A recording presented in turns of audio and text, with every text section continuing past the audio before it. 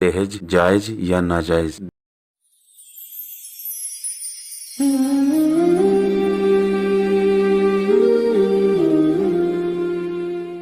दहेज एक तरह की रस्म है जो आजकल के मुआशरे में एक धंधा सा बन गया है और ये धंधा बड़ी तेजी से फैल रहा है। जैसे जैसे महंगाई बढ़ रही है दहेज की कीमत भी बढ़ती जा रही है। इस्लाम में दहेज को एक लानत कहा गया है। ये रस्म इस्लामी शरीयत के खिलाफ है। इसे इस्लाम में कोई दर्जा हासिल नहीं है, ना ही ऐसा कोई अल्फाज इस्लाम की किसी किताब में लिखा है। आज के जमाने में दहेज का मतलब अपनी बेटी या दामाद को शादी के वक्त कुछ सामान अपनी हैसियत के मुताबिक देना दहेज कहलाता है। इसका मतलब यह नहीं कि ये आपको देना ही है। अगर कोई लड़का या उसका परिवार किसी लड़की के माँ बाप से आगे रहकर कुछ मांग रहा है या उसकी डिमांड कर रहा है तो ये इस्लाम में जायज नहीं है। ऐसे करने वाले शख्स की इस्लाम में कोई जगह नहीं है। हर माँ बाप अपनी बेटी को कुछ न कुछ देने का शौक या जज्बा रखते हैं। अगर खुशी से दे रहे हैं तो कोई बुराई नहीं, लेकिन लड़के वालों की तरफ से ये फरमाइश करना या शादी में लड़के के माँ बाप 8-10 लाख की मांग करते हैं और नहीं देने पर शादी नहीं करने की धमकी देते हैं, क्या उन्हें यह नहीं सोचना चाहिए कि उनके आगे भी बेटी है? तो क्या कल जब वो अपनी बेटी की शादी करेंगे और उनसे भी कोई दहेज का मुतालबा करेगा तो कैसा लगेगा? ऐसा कहना कि ये तो हमें चाहिए नहीं तो शादी नहीं होगी, यह कहना गलत है। ऐसा करने वाले कयामत में खुदा के अजाब का शिकार बनेंगे। दहेज की लानत की वजह से आजकल कुछ गरीब माँ बाप लड़की के पैदा होने पर बहुत परेशान हो जाते हैं और लड़की के पैदा होने पर अफसोस जाहिर करते हैं, जबकि लड़की तो खुदा का दिया हुआ एक तोहफा है। अपनी बेटियों को एक बोझ न समझे, उन्हें अल्लाह की दी हुई नियमत समझे। अगर कोई आपसे दहेज की मांग कर रहा है तो इसमें आपकी बेटी की गलती नहीं माने। आप उस वक्त अल्लाह का शुक्र अदा करिए कि आपकी लड़की